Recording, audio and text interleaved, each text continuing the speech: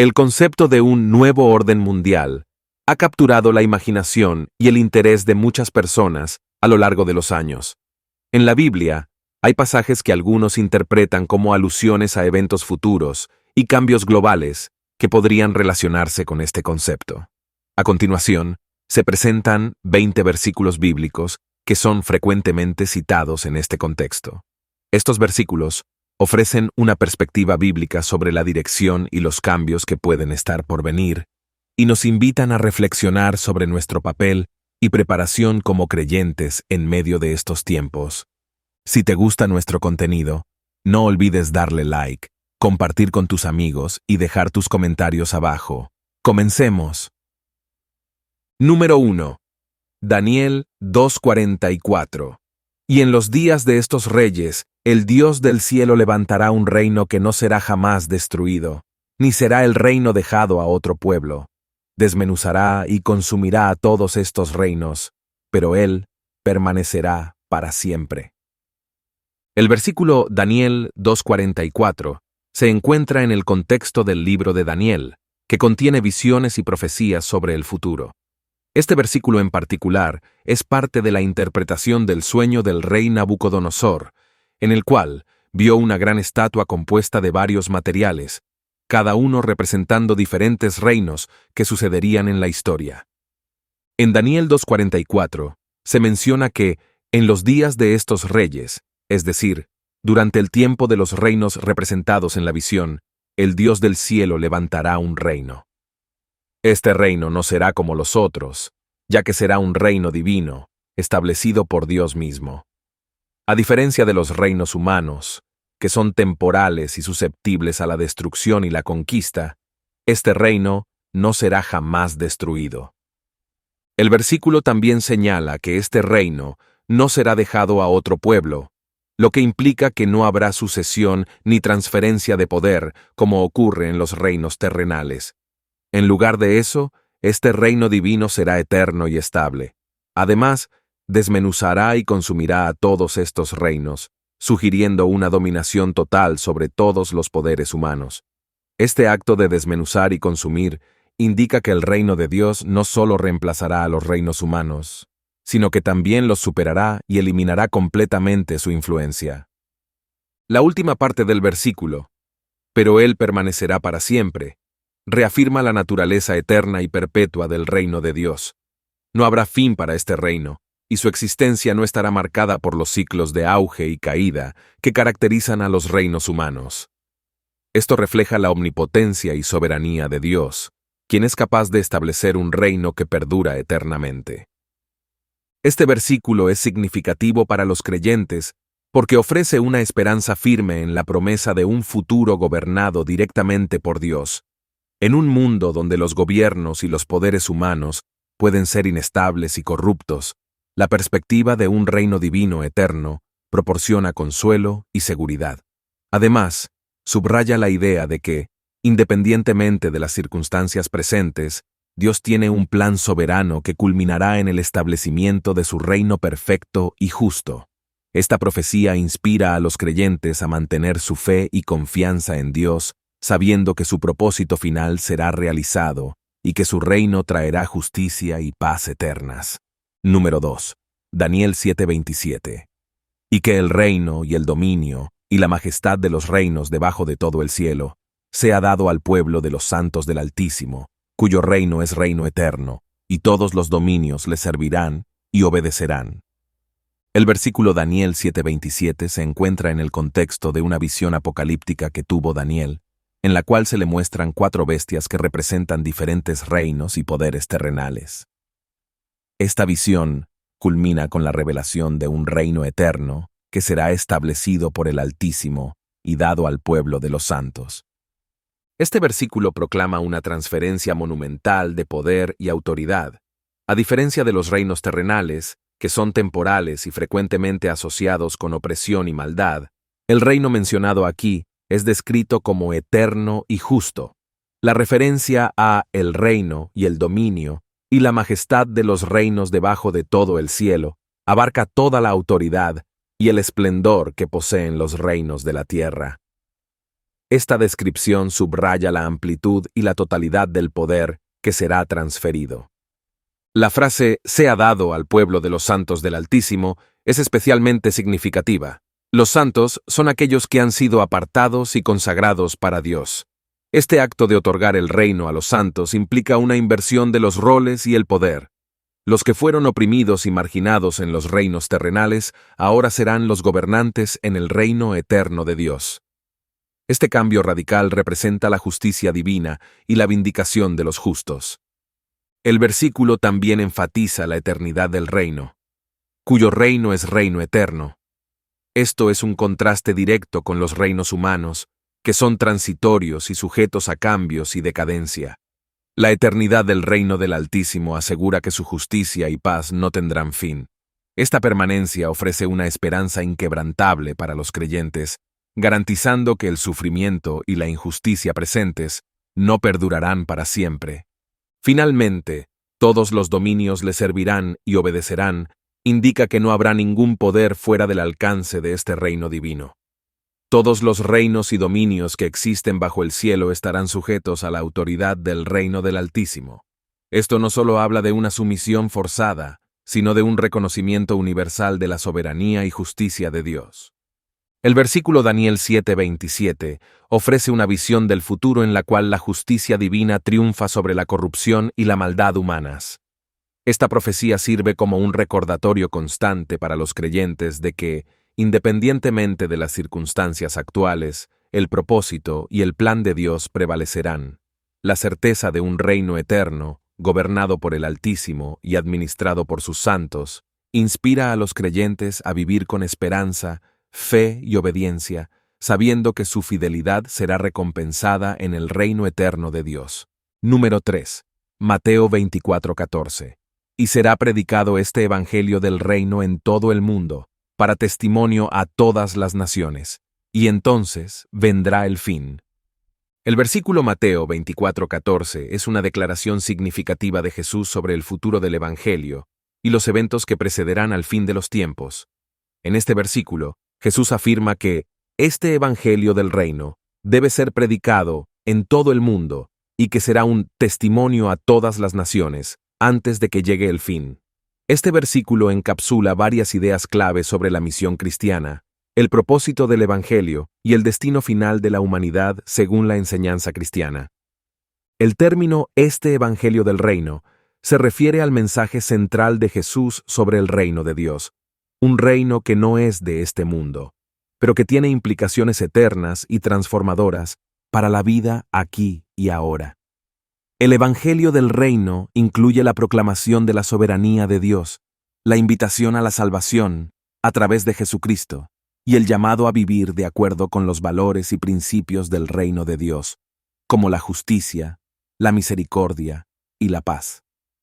La frase «en todo el mundo» enfatiza la universalidad de este mensaje. No está destinado solo para un grupo específico de personas, sino que es para todas las naciones, culturas y etnias. Esta universalidad refleja el deseo de Dios de que todos los seres humanos tengan la oportunidad de escuchar y responder al mensaje del Evangelio. La predicación del Evangelio en todo el mundo implica un esfuerzo misionero global, una tarea que los seguidores de Cristo han asumido a lo largo de los siglos mediante la evangelización, la traducción de la Biblia y la plantación de iglesias en diversas culturas y regiones. El propósito de esta proclamación es ser, para testimonio a todas las naciones. El testimonio del Evangelio no solo informa, sino que también da testimonio de la verdad y la realidad del reino de Dios. Es una invitación a reconocer la autoridad de Dios, a arrepentirse y a entrar en una relación salvadora con Él. Este testimonio es tanto una oportunidad como una responsabilidad, ya que escuchar el Evangelio conlleva la necesidad de una respuesta. Finalmente, Jesús concluye con «y entonces vendrá el fin». Esta afirmación conecta directamente la predicación del Evangelio con el fin de los tiempos. No se trata simplemente de una secuencia cronológica, sino de un cumplimiento teológico. La llegada del fin está condicionada a la extensión del testimonio del Evangelio a todas las naciones, subrayando la importancia del mandato misionero en el plan divino para la historia humana. El fin No es un evento catastrófico sin sentido, sino el cumplimiento de la redención y la restauración de todas las cosas según el propósito de Dios. Mateo 24:14, por lo tanto, es una declaración poderosa sobre la misión de la Iglesia y el destino del mundo. Nos recuerda que la tarea de predicar el Evangelio es urgente y global, y que esta tarea está intrínsecamente vinculada con el propósito final de Dios para la humanidad. Para los creyentes, este versículo es un llamado a la acción y a la esperanza, asegurando que, aunque el fin vendrá, es precedido por la oportunidad de cada persona de escuchar y responder al mensaje transformador del reino de Dios. Número 4. Apocalipsis 11:15. El séptimo ángel tocó la trompeta, y hubo grandes voces en el cielo, que decían: Los reinos del mundo han venido a ser de nuestro Señor y de su Cristo, y Él reinará por los siglos de los siglos. El versículo Apocalipsis 11:15 se encuentra en el contexto de una serie de visiones apocalípticas que el apóstol Juan tuvo mientras estaba exiliado en la isla de Patmos. Este versículo en particular es parte de la séptima trompeta, un evento significativo que marca una culminación en la narrativa de los juicios y la consumación del plan de Dios para la redención y el juicio del mundo. Cuando el séptimo ángel tocó la trompeta, se desencadena una serie de acontecimientos celestiales y terrenales. En el Apocalipsis, las trompetas son símbolos de juicios y eventos divinamente ordenados que tienen un profundo impacto en la tierra y sus habitantes. La séptima trompeta, en particular, se asocia con la declaración final de la soberanía de Dios sobre todos los reinos de la tierra. La frase «hubo grandes voces en el cielo» indica una proclamación solemne y poderosa. Estas voces no son meras declaraciones humanas, sino que representan una afirmación divina y celestial del triunfo y la autoridad de Dios. Lo que estas voces proclaman es de suma importancia. Los reinos del mundo han venido a ser de nuestro Señor y de su Cristo. Este cambio radical sugiere que todos los poderes y autoridades terrenales han sido subsumidos bajo la autoridad divina. No se trata solo de una transferencia de poder, sino de un reconocimiento total de la soberanía de Dios y de Cristo sobre todo lo creado. La declaración de que Él reinará por los siglos de los siglos enfatiza la eternidad del reinado de Dios y de Cristo. A diferencia de los reinos humanos, que son efímeros y sujetos a cambios, el reinado de Dios es eterno y absoluto. Esta eternidad no solo habla de la duración del reinado, sino también de su naturaleza inmutable y perfecta. En este contexto, el término reinará implica un gobierno justo, amoroso y soberano, que trae consigo la plenitud de la justicia divina. Este versículo también tiene un profundo significado escatológico, ya que señala el cumplimiento de las promesas de Dios respecto al fin de los tiempos. La consumación del plan divino incluye no solo el juicio de los impíos, sino también la redención y la restauración de todas las cosas. Los reinos del mundo, siendo entregados a Dios y a Cristo, es una imagen de la redención completa y la restauración de la creación bajo el gobierno perfecto de Dios. Para los creyentes, Apocalipsis 11:15 es una fuente de esperanza y consuelo. En medio de un mundo lleno de injusticias, conflictos y opresiones, este versículo asegura que el mal no tendrá la última palabra. La declaración de la soberanía eterna de Dios y de Cristo es una garantía de que, al final, la justicia, la paz y la santidad prevalecerán. Este versículo llama a los creyentes a perseverar en su fe y a mantener su esperanza en la promesa de un futuro, donde Dios reinará supremo. Número 5. Apocalipsis 13:7. Y se le permitió hacer guerra contra los santos y vencerlos. También se le dio autoridad sobre toda tribu, pueblo, lengua y nación. Apocalipsis 13:7 es un versículo que describe un momento de gran tribulación y conflicto espiritual. Se encuentra en el contexto de la visión de Juan sobre la bestia que surge del mar, una figura simbólica que representa el poder y la autoridad de las fuerzas malignas en el mundo.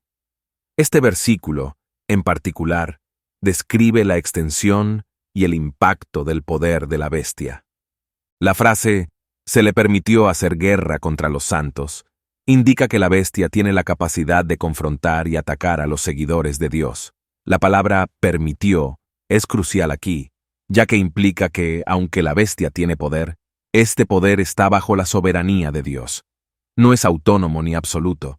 Dios permite que la bestia ejerza este poder por un tiempo limitado y con un propósito dentro de su plan redentor. El hecho de que la bestia pueda vencerlos sugiere que durante este período, los santos, es decir, los creyentes fieles, experimentarán persecución y sufrimiento.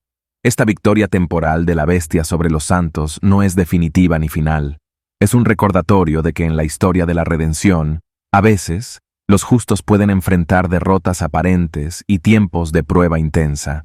Esta persecución es un tema recurrente en Apocalipsis y sirve para fortalecer la fe y la perseverancia de los creyentes, asegurándoles que su sufrimiento no es en vano y que está dentro del conocimiento y el control de Dios. La segunda parte del versículo: también se le dio autoridad sobre toda tribu, pueblo, lengua y nación. Amplía el alcance del poder de la bestia. Esto significa que la influencia y el dominio de la bestia no están limitados a una región o a un grupo específico, sino que abarcan toda la humanidad. Esta autoridad global refleja la magnitud del desafío espiritual y moral que representa la bestia. Sin embargo, nuevamente, es importante notar que esta autoridad se le dio, lo que subraya que, en última instancia, está bajo la soberanía de Dios. El versículo también tiene implicaciones sobre la naturaleza del conflicto espiritual en el mundo. La guerra contra los santos y la autoridad sobre todas las naciones señalan una batalla entre las fuerzas del bien y del mal que trasciende fronteras y afecta a toda la humanidad. Esta guerra espiritual es un tema central en Apocalipsis, donde se muestra que la lucha no es solo contra enemigos físicos, sino contra poderes y principados espirituales. Para los creyentes, Apocalipsis 13:7 es un llamado a la preparación y la resistencia. Aunque enfrentarán tiempos de tribulación y persecución, deben mantener su fe en la soberanía de Dios y en la certeza de su victoria final. Este versículo también es un recordatorio de la importancia de la unidad y la solidaridad entre los creyentes de todas las naciones, ya que todos están involucrados en esta batalla espiritual. Además, este versículo ofrece una perspectiva sobre el tiempo de prueba antes del establecimiento del reino definitivo de Dios. La autoridad de la bestia es temporal y forma parte del proceso mediante el cual Dios llevará a cabo su juicio y redención. Los creyentes son llamados a ver más allá de las circunstancias temporales y a mantener su esperanza en la promesa de la victoria eterna de Dios. Número 6. Apocalipsis 13, 16, 17. Y hacía que a todos, pequeños y grandes, ricos y pobres, libres y esclavos, se les pusiese una marca en la mano derecha o en la frente, y que ninguno pudiese comprar ni vender, sino el que tuviese la marca, o el nombre de la bestia, o el número de su nombre. Apocalipsis 13, 16, 17 se refiere a una parte crucial de la visión apocalíptica de Juan sobre la bestia y su influencia sobre la humanidad. Este pasaje describe la imposición de una marca sobre todas las personas, independientemente de su estatus social o económico. La marca en la mano derecha o en la frente es una señal de lealtad y sumisión a la bestia, y se asocia con el control total que la bestia tiene sobre la vida económica y social de la gente. La inclusión de pequeños y grandes, ricos y pobres, libres y esclavos, destaca la universalidad y el alcance de esta imposición. No hay distinción de estatus. Todos están sujetos a la misma marca, lo que subraya la igualdad en la sumisión a la autoridad de la bestia. Esta marca no es solo un símbolo de pertenencia, sino también un requisito para participar en la vida económica. Sin ella, nadie puede comprar ni vender, lo que implica un control absoluto sobre el sustento y la capacidad de comerciar. La idea de una marca en la mano derecha o en la frente tiene un profundo simbolismo. En la Biblia, la mano derecha a menudo representa acción y poder, mientras que la frente simboliza la mente y la identidad. Por lo tanto, tener la marca en estos lugares sugiere que la sumisión a la bestia afecta tanto las acciones como los pensamientos de las personas. Es una forma de control total sobre su comportamiento y su lealtad. El hecho de que esta marca esté asociada con el nombre de la bestia o el número de su nombre, introduce un elemento de identificación y afiliación directa con la bestia. Este número, que más adelante se identifica como 666, ha sido interpretado de diversas maneras a lo largo de la historia, pero en este contexto, representa la imperfección y la rebeldía contra Dios, en contraste con la perfección y la santidad representadas por el número 7. La imposición de esta marca y su relación con la capacidad de comprar o vender subraya el control económico como una herramienta de coerción y dominación. Aquellos que rechazan la marca se encuentran excluidos de la economía, lo que puede llevar a la marginación, el hambre y la desesperación. Esta táctica de control económico es una forma de forzar la lealtad a través de la necesidad y la supervivencia. Para los creyentes, este pasaje es una advertencia sobre la importancia de la fidelidad y la resistencia frente a la presión y la persecución. Rechazar la marca puede significar enfrentar severas dificultades económicas y sociales, pero aceptar la marca implica una sumisión a un poder que se opone directamente a Dios. Este dilema resalta el conflicto entre las lealtades terrenales y la obediencia divina. Este pasaje también invita a la reflexión sobre la naturaleza del control y la libertad en el contexto espiritual. La marca de la bestia representa una falsa promesa de seguridad y prosperidad a cambio de la lealtad, pero esta lealtad lleva a la esclavitud espiritual y a la separación de Dios. En contraste, la verdadera libertad y seguridad se encuentran en la fidelidad a Dios, incluso si esto significa enfrentar persecución y sufrimiento. Número 7. Apocalipsis 17, 12, 13. Y los 10 cuernos que has visto son 10 reyes que aún no han recibido reino, pero por una hora recibirán autoridad como reyes juntamente con la bestia. Estos tienen un mismo propósito y entregarán su poder y su autoridad a la bestia. Apocalipsis 17, 12, 13. Forma parte de la visión de Juan sobre la gran ramera y la bestia escarlata, un capítulo lleno de simbolismo que revela aspectos cruciales sobre el poder y la oposición a Dios en los últimos tiempos. En este pasaje, los 10 cuernos representan a 10 reyes, líderes que todavía no han recibido un reino, pero que en un momento determinado recibirán autoridad junto con la bestia. Este detalle es significativo porque muestra una alianza temporal y estratégica entre estos reyes y la bestia.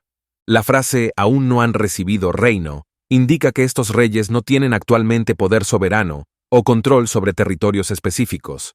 Sin embargo, por un breve período, por una hora, recibirán autoridad como reyes, lo cual simboliza un tiempo limitado de influencia y dominio. Este poder temporal se les otorga en conjunción con la bestia, sugiriendo que su autoridad está directamente vinculada con la agenda y el propósito de la bestia. El hecho de que tienen un mismo propósito destaca la unidad y la coherencia en su objetivo. Estos reyes, a pesar de su diversidad, se unen con un objetivo común que es alinear sus poderes y recursos con la bestia. Esta unidad de propósito sugiere una consolidación de fuerzas malignas en oposición a Dios y a su pueblo. La cooperación de estos reyes con la bestia refuerza el poder y la influencia de esta última, creando una formidable coalición de poder terrenal y espiritual. La declaración «entregarán su poder y su autoridad a la bestia» es clave para entender la dinámica de poder en este pasaje. Estos reyes no solo colaboran con la bestia, sino que activamente ceden su autoridad a ella, reconociendo y fortaleciendo su dominio. Esta entrega de poder implica una rendición voluntaria y una subordinación total a la bestia, indicando que estos reyes no solo actúan por ambición personal, sino que están comprometidos con la causa de la bestia. Este pasaje tiene profundas implicaciones para los creyentes, ya que describe una concentración y centralización de poder en oposición directa a Dios. La alianza entre los 10 reyes y la bestia simboliza la culminación de los esfuerzos humanos y espirituales para resistir y desafiar la soberanía de Dios. Este escenario de oposición unificada destaca la seriedad y la magnitud del conflicto espiritual en los últimos tiempos. Para los creyentes, este pasaje es un recordatorio de la naturaleza temporal y limitada del poder maligno. Aunque estos reyes recibirán autoridad y se unirán con la bestia, su poder está destinado a ser breve, por una hora, y en última instancia, será derrotado. La soberanía de Dios prevalecerá sobre cualquier coalición de poderes terrenales y espirituales. Este pasaje también subraya la importancia de la fidelidad y la resistencia en medio de la adversidad. Los creyentes están llamados a reconocer la naturaleza engañosa y temporal del poder de la bestia y de sus aliados, y a mantenerse firmes en su fe y lealtad a Dios. La entrega de poder por parte de los reyes a la bestia contrasta con la entrega de los creyentes a Dios, resaltando la diferencia fundamental entre el poder temporal y corrupto del mundo y el poder eterno y justo de Dios. Número 8. Segunda de Tesalonicenses 2:3-4. Nadie os engañe en ninguna manera, porque no vendrá sin que antes venga la apostasía y se manifieste el hombre de pecado, el hijo de perdición, el cual se opone y se levanta contra todo lo que se llama Dios o es objeto de culto, tanto que se sienta en el templo de Dios como Dios, haciéndose pasar por Dios. Segunda de Tesalonicenses 2:3-4 es un pasaje crucial en la escatología cristiana, ya que ofrece una descripción clara de los eventos que precederán el regreso de Cristo y la manifestación del hombre de pecado, también conocido como el hijo de perdición. Este versículo advierte a los creyentes sobre la necesidad de discernimiento y les urge a no dejarse engañar por falsas enseñanzas o expectativas prematuras sobre el fin de los tiempos. La primera advertencia, nadie os engañe en ninguna manera, resalta la importancia de estar vigilantes y de no ser seducidos por doctrinas erróneas. El apóstol Pablo estaba respondiendo a preocupaciones y confusiones en la iglesia de Tesalónica acerca de la segunda venida de Cristo. Algunos habían sido engañados para creer que el día del Señor ya había llegado. Pablo corrige esto y proporciona una secuencia clara de eventos que deben ocurrir antes de la venida de Cristo. Pablo señala que no vendrá sin que antes venga la apostasía. La apostasía se refiere a un abandono masivo de la fe por parte de aquellos que alguna vez profesaron creer en Cristo. Esta gran apostasía es un evento significativo que marcará los últimos tiempos, caracterizado por un rechazo generalizado de la verdad del Evangelio y una rebelión contra Dios. Esta apostasía prepara el terreno para la aparición del hombre de pecado. El hombre de pecado, también llamado el hijo de perdición, es una figura que personifica la rebelión y la oposición a Dios. Este individuo se levantará en oposición a todo lo que es divino y sagrado. La descripción de que se opone y se levanta contra todo lo que se llama Dios o es objeto de culto, indica una actitud de desafiante arrogancia y blasfemia. Este hombre no solo rechaza a Dios, sino que también se coloca a sí mismo en el lugar de Dios. La afirmación de que se sienta en el templo de Dios como Dios, haciéndose pasar por Dios, es especialmente perturbadora. Este acto de usurpación simboliza el clímax de su blasfemia y arrogancia. Sentarse en el templo de Dios implica una pretensión de autoridad divina y una demanda de adoración que pertenece solo a Dios. Este es el acto culminante de la rebelión del hombre de pecado y sirve como una prueba final para los creyentes y el mundo. La figura del hombre de pecado ha sido interpretada de diversas maneras a lo largo de la historia, incluyendo como un líder político o religioso que personifica el mal y la oposición a Dios. Independientemente de la interpretación específica, lo que es claro es que su aparición será un evento crucial que precede el regreso de Cristo. Para los creyentes, este pasaje es una advertencia y una exhortación a permanecer firmes en su fe y a estar preparados para enfrentar la apostasía y la oposición. La manifestación del hombre de pecado será un tiempo de gran prueba y desafío espiritual. Los creyentes deben estar equipados con discernimiento, sabiduría y una profunda confianza en Dios para resistir las mentiras y los engaños que caracterizarán esos tiempos. Este pasaje también subraya la soberanía de Dios en el cumplimiento de su plan. Aunque la apostasía y la manifestación del hombre de pecado son eventos sombríos, forman parte del propósito divino y preceden la victoria final de Cristo. Los creyentes son llamados a mantener su esperanza y su confianza en la promesa de que Dios triunfará sobre todas las fuerzas del mal. Número 9. Isaías 9, 6, 7. Porque un niño nos es nacido, hijo nos es dado, y el principado sobre su hombro, y se llamará su nombre admirable, consejero, Dios fuerte, Padre eterno, príncipe de paz. Lo dilatado de su imperio y la paz no tendrán límite, sobre el trono de David y sobre su reino, disponiéndolo y confirmándolo en juicio y en justicia desde ahora y para siempre. El celo de Jehová de los ejércitos hará esto. Isaías 9, 6, 7 es un pasaje profético que ofrece una visión esperanzadora y gloriosa del futuro a través del anuncio del nacimiento de un niño que traerá un cambio radical en la historia de la humanidad. Este niño, identificado con varios títulos poderosos, es una figura mesiánica que cumple las promesas divinas de restauración y redención. El versículo comienza con la declaración, porque un niño nos es nacido, hijo nos es dado, lo cual subraya la humanidad y la divinidad del Mesías. El nacimiento de este niño no es un evento ordinario, sino un don divino a la humanidad. La frase, el principado sobre su hombro, indica que este niño cargará con la responsabilidad del gobierno, simbolizando su rol de liderazgo y autoridad. Los nombres dados al niño son profundamente significativos. Admirable sugiere asombro y maravilla ante su naturaleza y obras.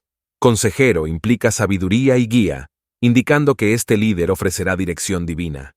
Dios fuerte subraya su divinidad y su poder omnipotente, afirmando que no es un mero ser humano, sino Dios encarnado. Padre eterno señala su eternidad y su relación paternal con su pueblo, ofreciendo protección y cuidado perpetuo. Príncipe de paz destaca su misión de traer paz y reconciliación, no solo en términos de ausencia de conflicto, sino en un sentido más profundo de armonía y bienestar espiritual. El pasaje continúa afirmando que lo dilatado de su imperio y la paz no tendrán límite. Esto habla de un reino expansivo y eterno que no estará sujeto a los límites y las divisiones que caracterizan a los reinos terrenales. La paz que trae no es temporal ni parcial, sino completa y duradera.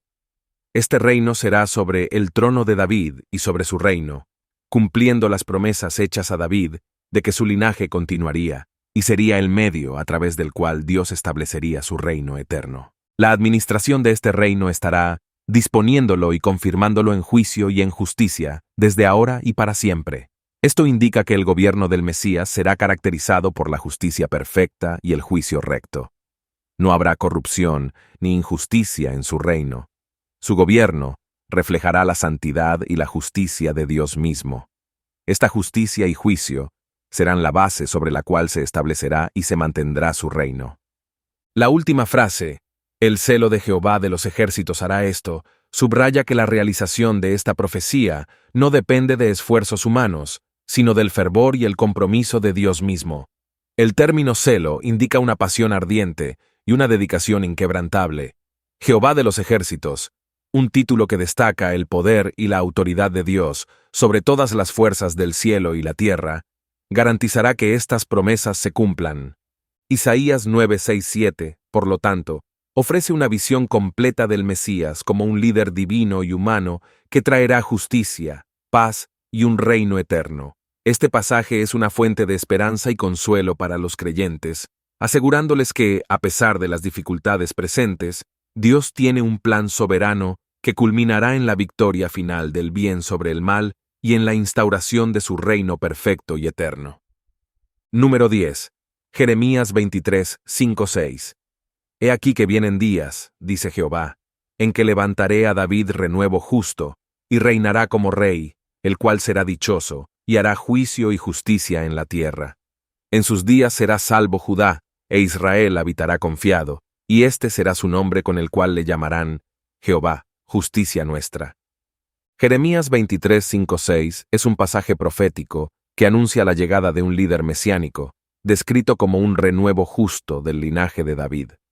Esta profecía fue dada en un tiempo de gran incertidumbre y desolación para el pueblo de Israel y Judá, cuando la justicia y la rectitud eran escasas en la tierra. A través de esta promesa, Dios ofrece una esperanza renovada de redención y restauración para su pueblo. El término renuevo justo implica el surgimiento de un nuevo crecimiento o descendencia del tronco de David. En un contexto agrícola, un renuevo es una rama nueva que brota de un árbol o planta, simbolizando vida nueva y esperanza en medio de lo que podría parecer muerto o estéril. Este renuevo no solo es un descendiente físico de David, sino también uno que personifica la justicia y la rectitud que David, a pesar de sus imperfecciones, representaba en su reinado idealizado. Este renuevo justo reinará como rey, lo que indica que su liderazgo será tanto político como espiritual. Su reinado será caracterizado por la justicia y el juicio, contrastando fuertemente con la corrupción y la injusticia de los líderes contemporáneos de Jeremías. La promesa de que hará juicio y justicia en la tierra subraya su compromiso con la equidad y la rectitud, asegurando que su gobierno estará en perfecta alineación con la voluntad y los estándares de Dios. La expresión será dichoso refleja no solo la bendición y la prosperidad que este rey justo traerá, sino también la alegría y la satisfacción que se derivarán de su gobierno justo. Este rey no solo será un gobernante justo, sino también uno que traerá bienestar y felicidad a su pueblo. En sus días será salvo Judá e Israel habitará confiado. Se proclama una restauración y unificación de las dos casas históricamente divididas de Israel. Esta salvación no solo implica liberación de enemigos externos, sino también una restauración espiritual y social interna. El hecho de que Israel habitará confiado indica un tiempo de paz y seguridad, donde el pueblo de Dios puede vivir sin miedo y en plena confianza de la protección y provisión divina. El nombre que se le dará, Jehová, justicia nuestra, es profundamente significativo. En el Antiguo Testamento, los nombres son más que meras etiquetas. Representan la esencia y la misión de una persona. Llamar a este rey, Jehová, justicia nuestra, implica que él personifica la justicia de Dios y que a través de su gobierno, la justicia divina será realizada en la tierra. Este nombre también indica que este rey será una manifestación visible de la presencia y la acción de Dios entre su pueblo, actuando no solo como un representante de Dios, sino también como una encarnación de la justicia divina. Este pasaje ofrece una esperanza profunda y duradera a los creyentes, asegurándoles que, a pesar de las circunstancias presentes, Dios tiene un plan soberano para establecer su justicia y traer redención a su pueblo. La profecía de Jeremías 23:5-6 invita a los creyentes a mirar más allá de las dificultades actuales y a poner su esperanza en la promesa segura de un futuro gobernado por el renuevo justo de David, quien traerá juicio, justicia y paz eterna. Número 11. Ezequiel 37:21-22. Y les dirás, así ha dicho Jehová el Señor. He aquí, yo tomo a los hijos de Israel de entre las naciones a las cuales fueron, y los recogeré de todas partes, y los traeré a su tierra. Y haré de ellos una nación en la tierra, en los montes de Israel, y un rey será rey de todos ellos. Y nunca más serán dos naciones, ni nunca más serán divididos en dos reinos. Ezequiel 37:21-22 es una profecía poderosa y esperanzadora que habla de la restauración y reunificación del pueblo de Israel. En un contexto de exilio y dispersión, esta promesa ofrece un mensaje de redención y renovación, subrayando la fidelidad y el poder de Dios para cumplir sus promesas. La profecía comienza con Dios, declarando que tomará a los hijos de Israel de entre las naciones, a las cuales fueron, y los recogeré de todas partes, y los traeré a su tierra. Este acto de reunir a su pueblo disperso es una manifestación del compromiso de Dios de no abandonar a su pueblo, incluso en medio de su castigo y exilio. La dispersión de Israel entre las naciones fue consecuencia de su desobediencia, pero la promesa de ser reunidos muestra el deseo de Dios de restaurar y reconciliar a su pueblo.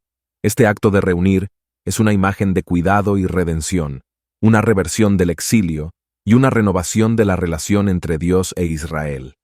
La promesa de haré de ellos una nación en la tierra, en los montes de Israel, habla de la restauración física y política de Israel. No solo serán reunidos, sino que serán establecidos como una nación unida en su tierra prometida. Los montes de Israel simbolizan el lugar de su herencia y bendición, donde pueden vivir en plenitud y seguridad. Esta reunificación y restauración es una señal de la fidelidad de Dios a su pacto con Abraham, Isaac y Jacob, y una reafirmación de su compromiso de bendecir y prosperar a su pueblo. La declaración «un rey será rey de todos ellos», y nunca más serán dos naciones, ni nunca más serán divididos en dos reinos, es una referencia directa a la división histórica del reino de Israel en los reinos del norte, Israel, y del sur, Judá, después de la muerte de Salomón. Esta división trajo consigo conflictos, idolatría y debilidad política. La promesa de un solo rey y una nación unida indica una restauración completa de la unidad y la identidad de Israel.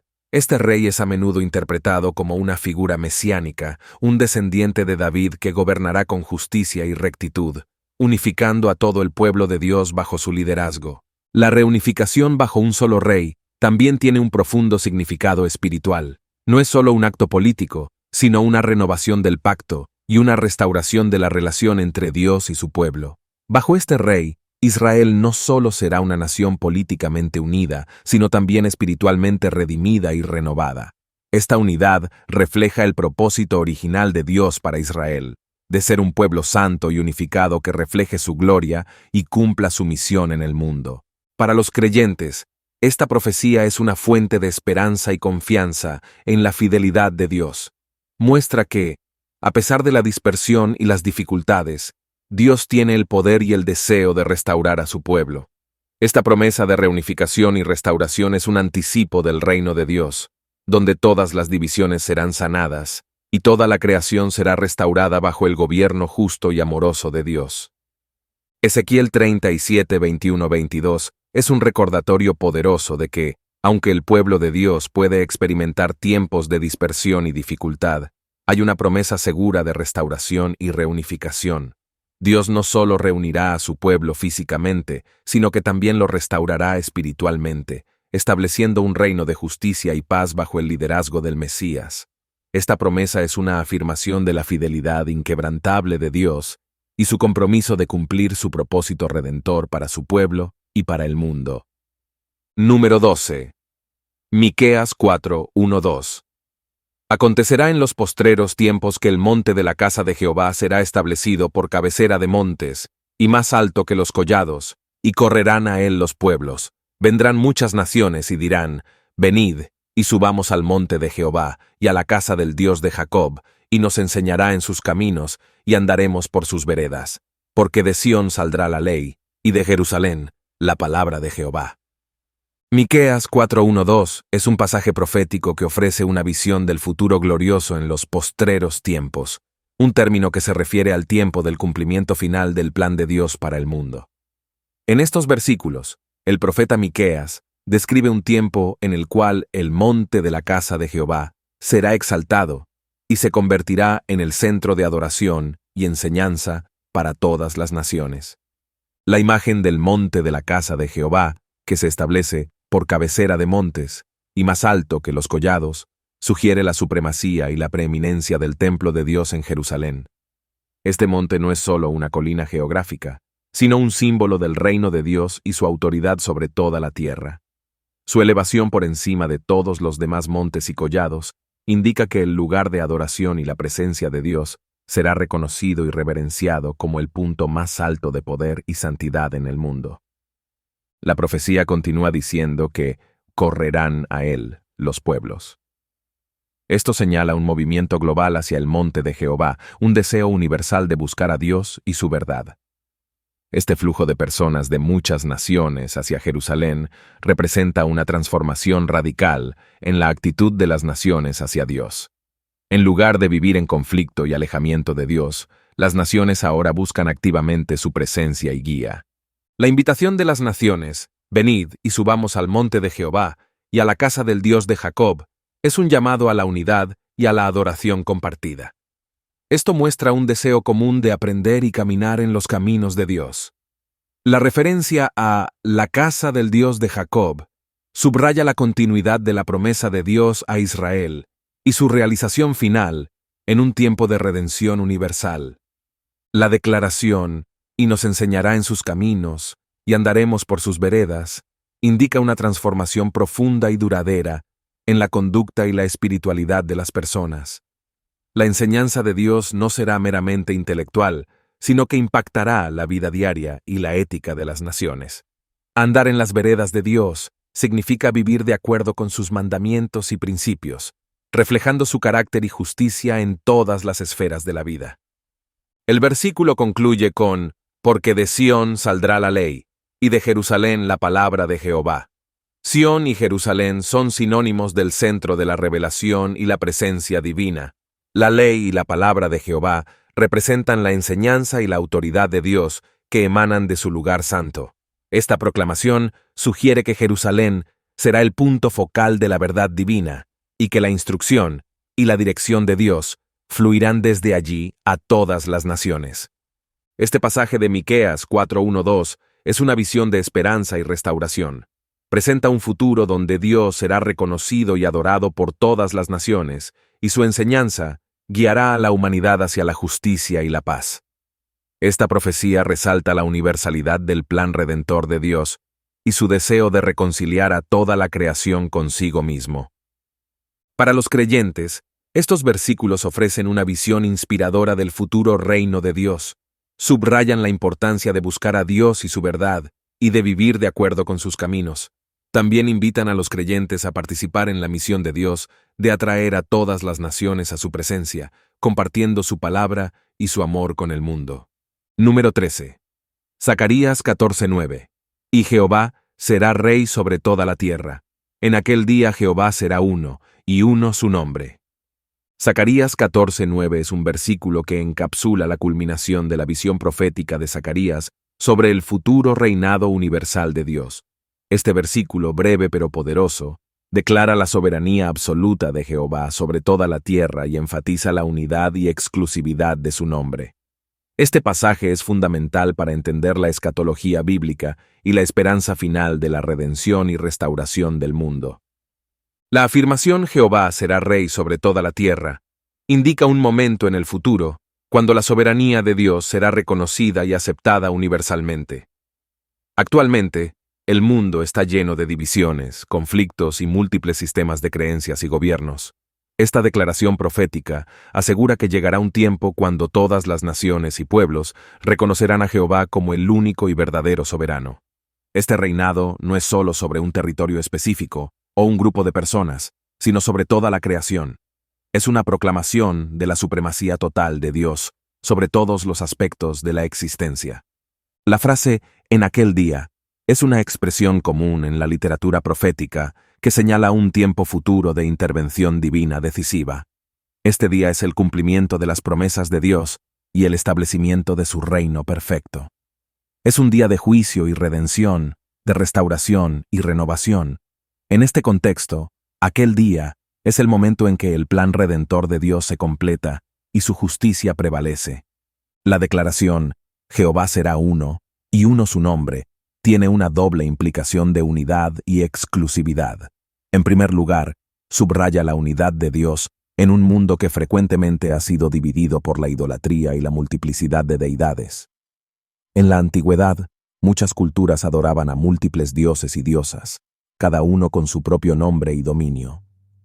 Esta profecía declara que en el futuro, todas las divisiones y falsas deidades serán eliminadas, y solo Jehová será reconocido como el único Dios verdadero. En segundo lugar, uno su nombre implica que el nombre de Jehová será exaltado y reconocido en toda su plenitud y verdad. El nombre de Dios en la Biblia representa su carácter, su esencia y su autoridad. Reconocer su nombre como único es reconocer su naturaleza y su señorío absoluto.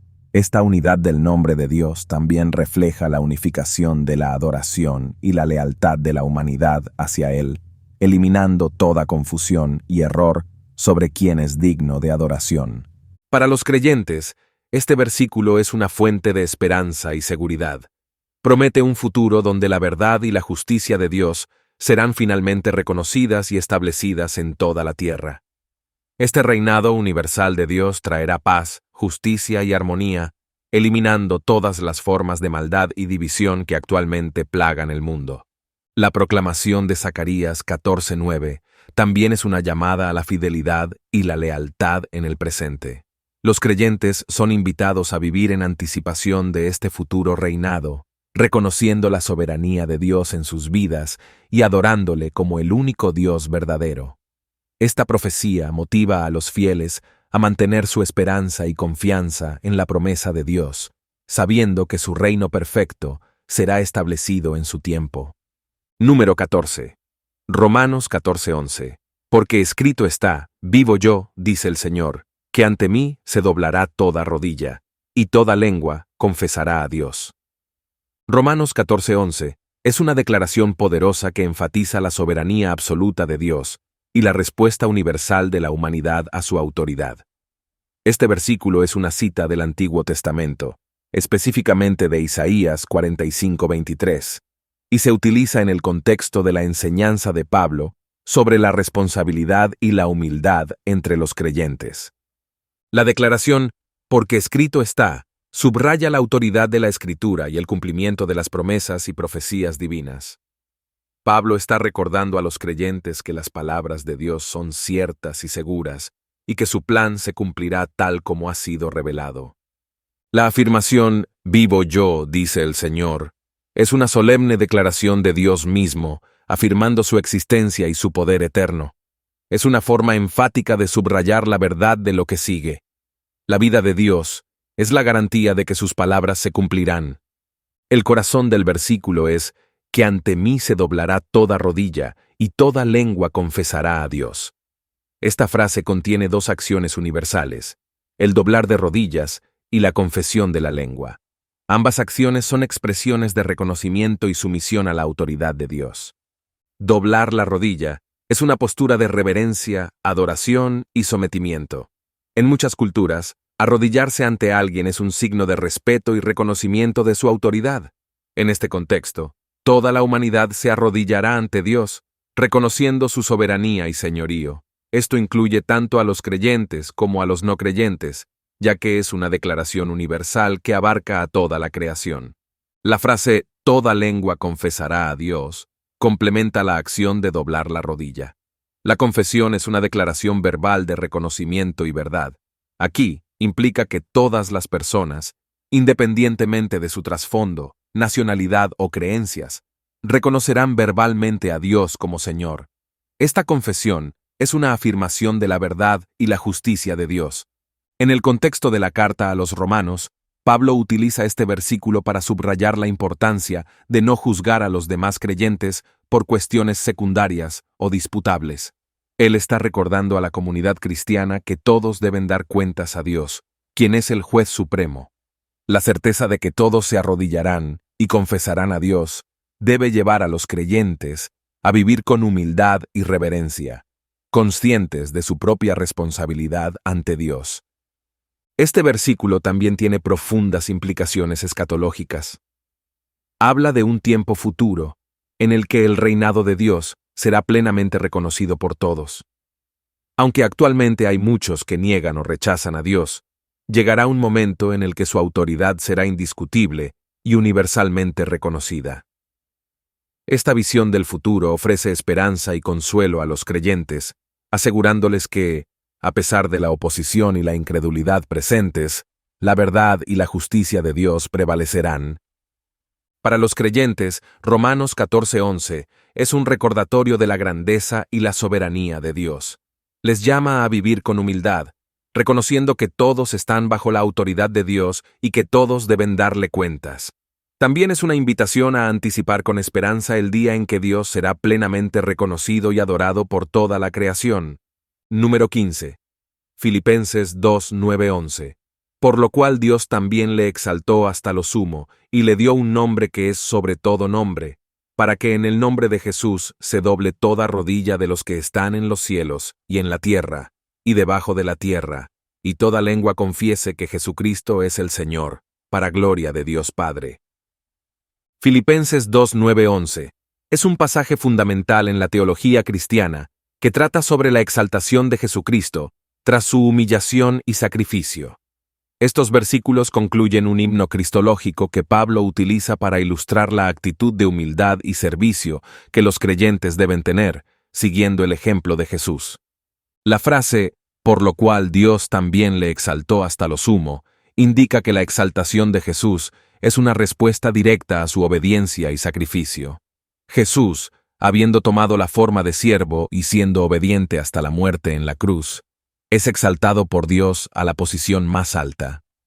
La exaltación hasta lo sumo sugiere no solo un retorno a su gloria preexistente, sino también una afirmación pública y universal de su señorío y divinidad.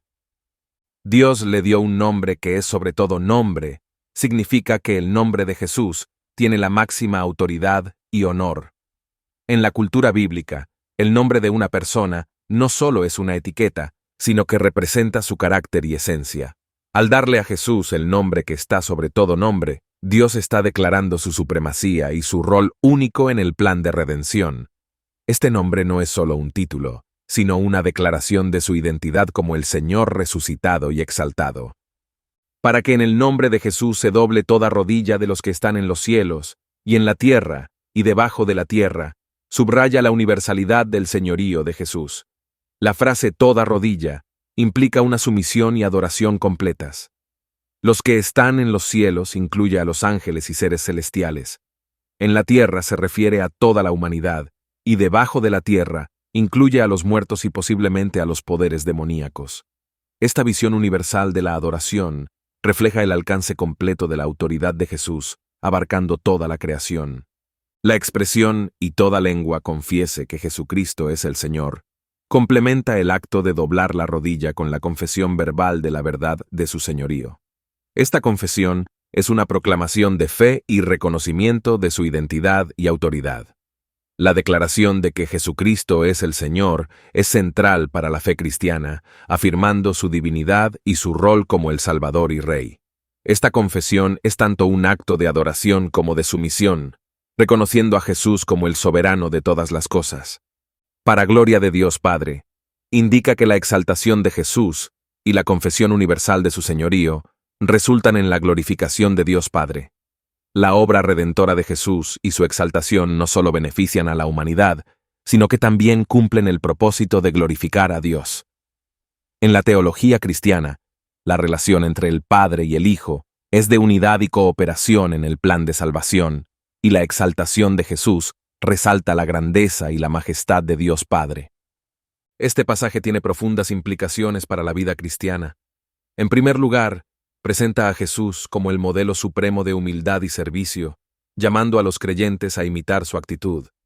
En segundo lugar, reafirma la esperanza y la confianza en la victoria y la autoridad final de Jesús, animando a los creyentes a vivir con una perspectiva eterna.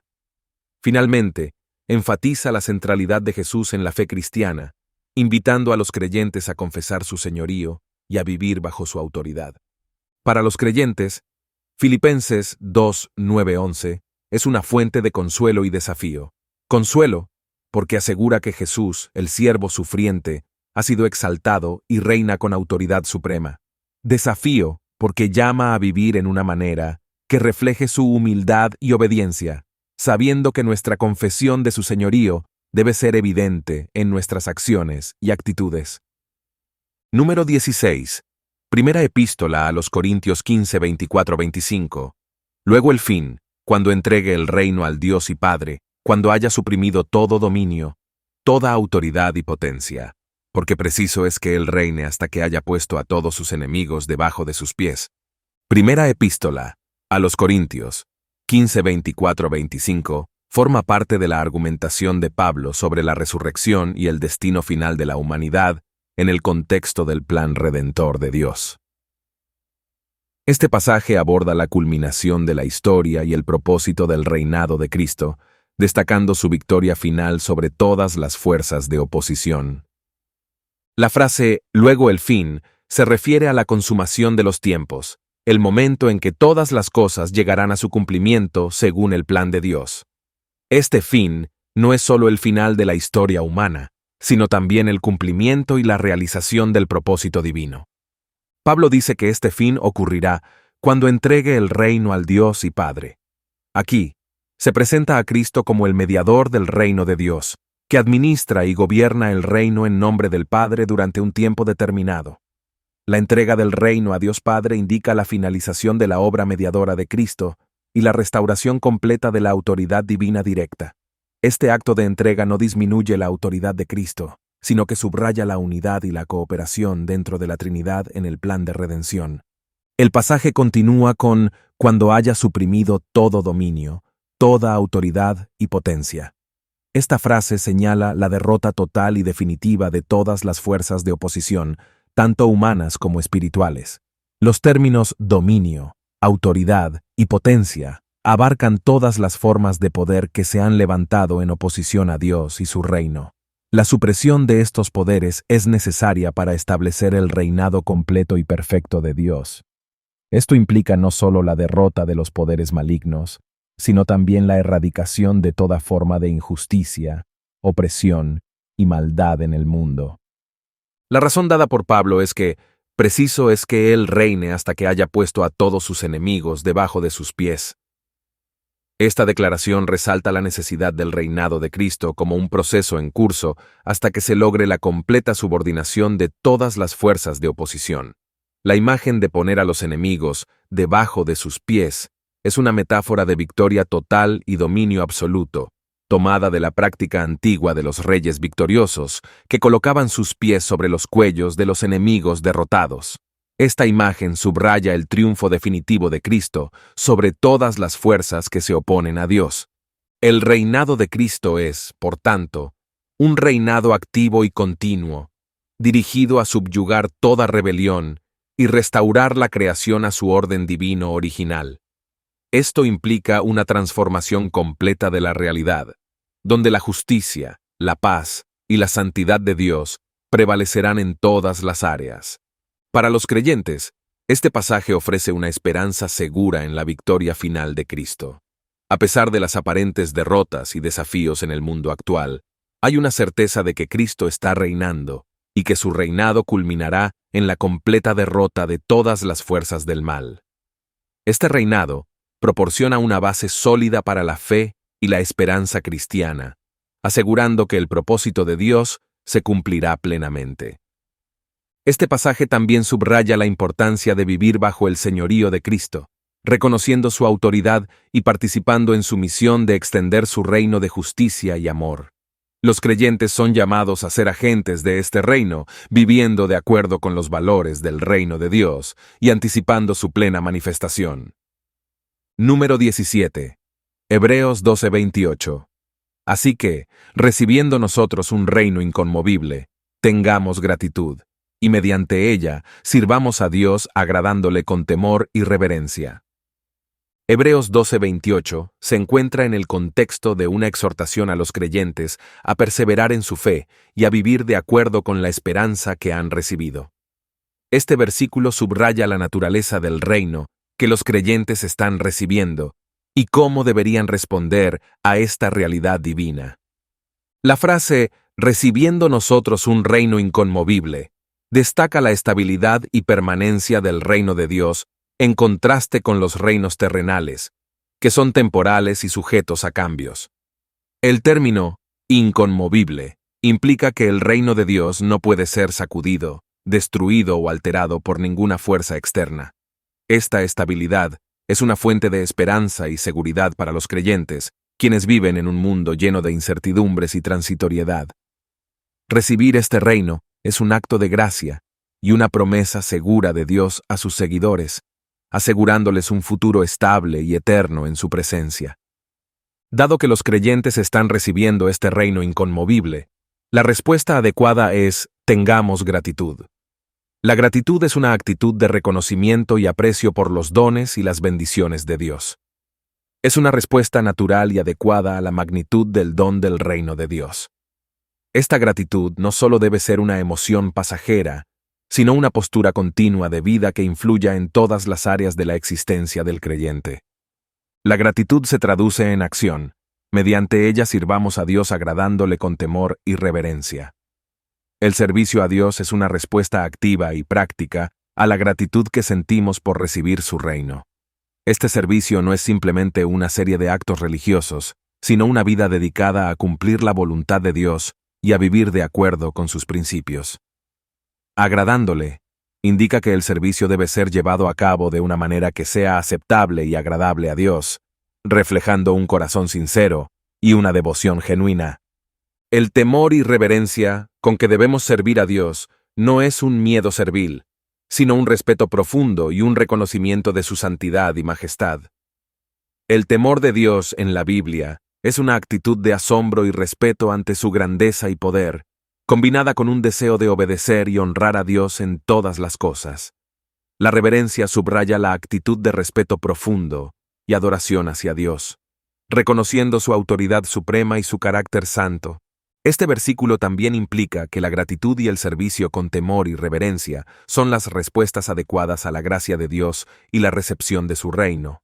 La vida del creyente debe estar marcada por una continua actitud de gratitud y una disposición a servir a Dios de manera que refleje su carácter y sus valores. Esta combinación de gratitud, servicio, temor y reverencia crea una vida de adoración que honra a Dios y manifiesta su reino en el mundo. Número 18. Primera de Pedro 2:9. Mas vosotros sois linaje escogido, real sacerdocio, nación santa, pueblo adquirido por Dios, para que anunciéis las virtudes de aquel que os llamó de las tinieblas a su luz admirable. Primera de Pedro 2:9 es un versículo cargado de significado teológico y práctico para los creyentes, describiendo su identidad en Cristo y su propósito en el mundo. El apóstol Pedro utiliza una serie de términos ricos en simbolismo bíblico para describir a los cristianos y su llamado divino. La frase, «Mas vosotros sois linaje escogido», se refiere a la elección divina de los creyentes. Este término resuena con la elección de Israel como el pueblo de Dios en el Antiguo Testamento. Ser un linaje escogido implica que los creyentes son seleccionados por Dios, no por sus méritos, sino por su gracia soberana. Esta elección es un acto de amor y propósito divino, señalando que los cristianos tienen un lugar especial en el plan redentor de Dios. Real sacerdocio combina dos conceptos poderosos, realeza y sacerdocio. En el Antiguo Testamento, los sacerdotes eran intermediarios entre Dios y el pueblo, ofreciendo sacrificios y orando en su nombre. Al mismo tiempo, los reyes gobernaban y dirigían a la nación. Al llamar a los creyentes real sacerdocio, Pedro está diciendo que tienen acceso directo a Dios y una responsabilidad en su servicio y adoración, además de la autoridad para vivir y actuar según los principios del reino de Dios. Este sacerdocio real indica que cada creyente tiene un papel en la mediación y el ministerio espiritual, participando en la obra redentora de Cristo. Nación santa subraya la separación y consagración de los creyentes para Dios. La santidad implica ser apartados del pecado y dedicados a vivir de acuerdo con la voluntad de Dios. Esta designación como una nación santa sugiere que los cristianos, colectivamente, forman una comunidad distinta que refleja el carácter santo de Dios en el mundo. Esta comunidad vive según los valores y principios del reino de Dios, mostrando al mundo lo que significa pertenecer a Dios. Pueblo adquirido por Dios enfatiza el costo y el valor de los creyentes para Dios. Ser adquiridos implica que han sido comprados a un precio, lo cual en el contexto del Nuevo Testamento se refiere al sacrificio de Cristo en la cruz. Este término también resalta la pertenencia exclusiva a Dios. Los creyentes no son suyos, sino que pertenecen a Dios y son valiosos para Él. El propósito de esta identidad exaltada es para que anunciéis las virtudes de aquel que os llamó de las tinieblas a su luz admirable. La palabra anunciéis implica declarar, proclamar y hacer conocer. Los creyentes están llamados a dar testimonio de las virtudes o los actos maravillosos y el carácter de Dios. Esto incluye su misericordia, amor, justicia y poder redentor. El contraste entre tinieblas y luz admirable describe el cambio radical que ocurre en la vida de los creyentes. Las tinieblas simbolizan el estado de pecado, ignorancia y separación de Dios, mientras que la luz admirable representa la salvación, la verdad y la comunión con Dios. Al ser llamados a esta luz, los creyentes experimentan una transformación completa que deben proclamar al mundo. Esta proclamación no es solo verbal, sino que también se manifiesta en la forma en que viven sus vidas. Los creyentes, al vivir como linaje escogido, real sacerdocio, nación santa y pueblo adquirido por Dios, muestran las virtudes de Dios a través de su conducta, sus relaciones y su servicio. Esta vida transformada y dedicada a Dios sirve como un testimonio poderoso de su gracia y verdad. Número 19. Apocalipsis 21:1. Vi un cielo nuevo y una tierra nueva, porque el primer cielo y la primera tierra pasaron, y el mar ya no existía más. Apocalipsis 21:1 presenta una visión transformadora y esperanzadora del futuro en la culminación de la narrativa bíblica. El apóstol Juan, en su visión apocalíptica, describe el establecimiento de un cielo nuevo y una tierra nueva, señalando el fin de la era presente y el comienzo de una realidad completamente renovada. La frase «vi un cielo nuevo y una tierra nueva» indica una renovación completa de la creación. Este concepto de nuevo no se refiere a algo temporal o simplemente reformado, sino a una transformación radical y total. Es un estado de existencia completamente nuevo y diferente del actual, libre de corrupción, pecado y muerte. Esta idea se relaciona con las promesas del Antiguo Testamento, especialmente en Isaías 65:17, donde Dios promete crear cielos nuevos y una tierra nueva, en los que las cosas pasadas no serán recordadas ni vendrán más al pensamiento. El pasaje continúa explicando porque el primer cielo y la primera tierra pasaron. Esta declaración indica que la actual creación, afectada por el pecado y el mal, será reemplazada por una nueva creación. La palabra pasaron sugiere una desaparición completa, lo que implica que el viejo orden de cosas, con todo su sufrimiento, dolor e injusticia, ya no existirá. Esto es coherente con la visión bíblica de que la creación actual, aunque buena en su origen, ha sido corrompida por el pecado y necesita ser redimida y renovada. La mención de que el mar ya no existía más tiene un significado simbólico y teológico profundo. En la literatura bíblica, el mar a menudo simboliza caos, peligro y maldad. En el Antiguo Testamento, el mar es frecuentemente visto como un lugar de caos y oposición a Dios, como en la historia de Jonás o en los Salmos. Al decir que el mar ya no existía más, Juan está indicando que en la nueva creación no habrá más caos, peligro ni fuerzas destructivas. Este detalle subraya la paz y la seguridad del nuevo orden divino. La visión de un cielo nuevo y una tierra nueva no solo habla de la eliminación del mal, sino también de la plena realización del propósito de Dios para su creación. Es una restauración completa, donde la presencia de Dios estará en el centro. Esta renovación abarca tanto la dimensión espiritual como la física, sugiriendo una realidad donde el cielo y la tierra están completamente integrados en una armonía perfecta. Para los creyentes, esta visión ofrece una esperanza inquebrantable y una promesa de redención total. La expectativa de un cielo nuevo y una tierra nueva asegura que el sufrimiento y las injusticias presentes no tendrán la última palabra. La promesa de esta renovación inspira a los creyentes a vivir con esperanza, fe y perseverancia, sabiendo que el plan redentor de Dios culminará en una nueva creación donde la justicia, la paz y la presencia de Dios serán eternas. Además, este pasaje invita a los creyentes a participar en la obra redentora de Dios en el presente. Aunque el cielo nuevo y la tierra nueva son una promesa futura, los creyentes son llamados a vivir y actuar de maneras que reflejen esa realidad venidera. Esto incluye luchar contra la injusticia, cuidar la creación y vivir vidas de santidad y amor que anticipen la plena manifestación del reino de Dios. Número 20. Apocalipsis 21:3-4. Y oí una gran voz del cielo que decía: He aquí el tabernáculo de Dios con los hombres, y Él morará con ellos, y ellos serán su pueblo, y Dios mismo estará con ellos como su Dios.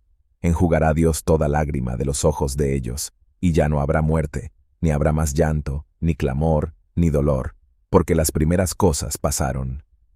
Apocalipsis 21:3-4 ofrece una visión extraordinariamente consoladora y esperanzadora del destino final de la humanidad redimida en la nueva creación. Este pasaje es un punto culminante en la narrativa bíblica, describiendo la plena restauración de la comunión entre Dios y su pueblo, así como la eliminación definitiva del sufrimiento y la muerte. La frase «y oí una gran voz del cielo que decía» introduce un anuncio solemne y autoritativo. Esta voz celestial destaca la importancia y la certeza de lo que se va a declarar. Es un momento de revelación divina que subraya la culminación del plan redentor de Dios. He aquí el tabernáculo de Dios con los hombres, y Él morará con ellos. Refleja la idea de la presencia inmediata y continua de Dios entre su pueblo. El término tabernáculo evoca la tienda de reunión en el Antiguo Testamento, donde Dios habitaba en medio de su pueblo durante el Éxodo. En esta visión final, el tabernáculo no es una estructura física, sino la presencia misma de Dios que está directamente con los seres humanos. Esta promesa de «morará con ellos» implica una intimidad y cercanía que supera cualquier experiencia previa de la presencia divina.